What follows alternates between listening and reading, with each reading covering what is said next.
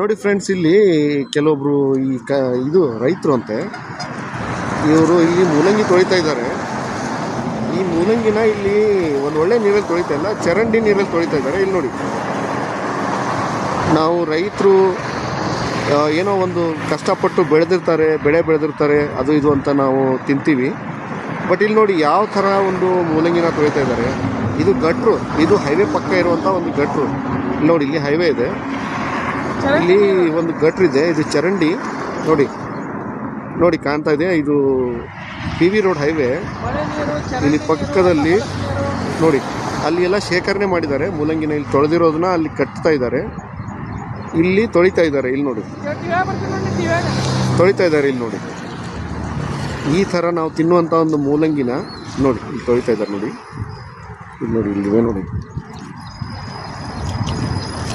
ನೋಡಿ ಫ್ರೆಂಡ್ಸ್, ಇಲ್ಲಿ ನೋಡಿ ಯಾವ ಥರ ತೊಳಿತಾರೆ ಅಂತ ನೋಡಿ. ಇದನ್ನೇ ನಾವು ತಿಂತೀವಿ. ಇದೇ ರೋಡಲ್ಲಿ, ರೋಡಲ್ಲಿ ಹರಿತಾ ಇರುವಂಥ ಕಳಪೆ ನೀರು, ಕೊಳಚೆ ನೀರು, ಅದರಿಂದ ತೊಳಿತಾ ಇದ್ದಾರೆ.